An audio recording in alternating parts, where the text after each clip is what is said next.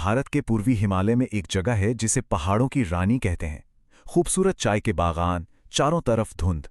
लेकिन क्या हो अगर इसी जन्नत जैसी जगह के किसी कोने में एक ऐसा खौफनाक राज दफन हो जो आपकी रूह कंपा दे। आज हम पर्दा उठाएंगे डॉ हिल की इसी अनसुनी, अनकही कहानी से। और यही तो सबसे बड़ा सवाल है ना? क्या कोई जगह जो इतनी शांत हो, इतनी सुकून भरी हो, वो अपने अंदर इतना ही गहरा कोई खौफनाक राज भी छिपा सकती है? इसका जवाब हमें कुर्शियांग की पहाड़ियों में मिलेगा। तो चलिए कहानी की शुरुआत करते हैं दो शहरों से। दोनों ही दार्जिलिंग के पास हैं, लेकिन दोनों के मिजाज में जमीन आसमान का फर्क है। देखिए, एक तरफ है दार्जिलिंग, जहां टूरिस्ट्स की भीड़, गाड़ियों का शोर, मतलब एक पल की भी शांति नहीं। और फिर उससे बस कुछ ही किलोमीटर दूर है कर्सियांग, एक ऐसी जगह जहां सिर्फ खामोशी है, सुकून है और पेड़ों से छन कर आती हुई हल्की हल्की धूप है। लोग यहां आते ही हैं दुनिया की भागदौड़ से दूर शांति पाने के लिए, खुद को वक्त देने के लिए।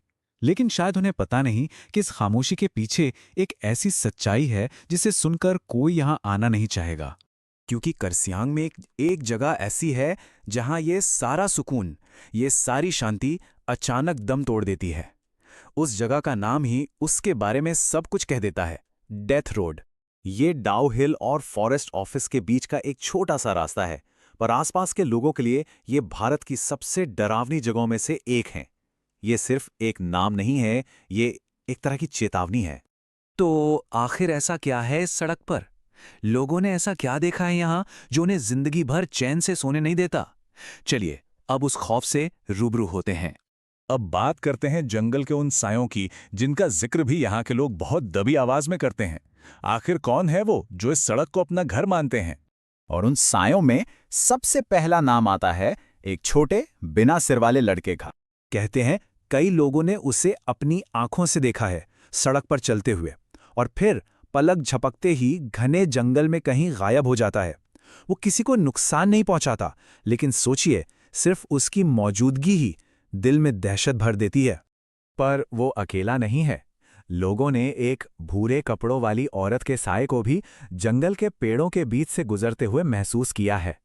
और इन सबसे भी ज्यादा डरावना है वो एक एहसास कि कोई आपको लगातार घूर रहा है।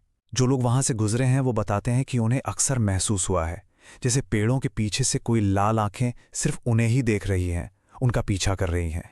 तो जरा सोचिए, एक सुनसान सड़क, हर पल ये एहसास कि कोई देख रहा है, पीछे से घूरती लाल आंखें, अचानक पास से गुजरता एक साया, और वो बिना सिर वाला लड़का।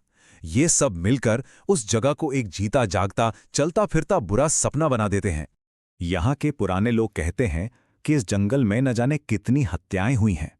शायद ये उन्हीं बेचैन आत्माओं का बसेरा है जो आज भी भटक रही हैं।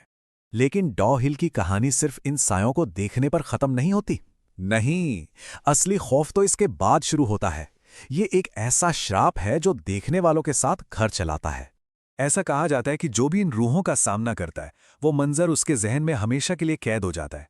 धीरे धीरे वो लोग अपना दिमागी संतुलन खोने लगते हैं, और कईयों ने तो आखिर में अपनी जान तक ले ली। मतलब खौफ सड़क पर नहीं रहता, वो आपके साथ आपके घर चला आता है।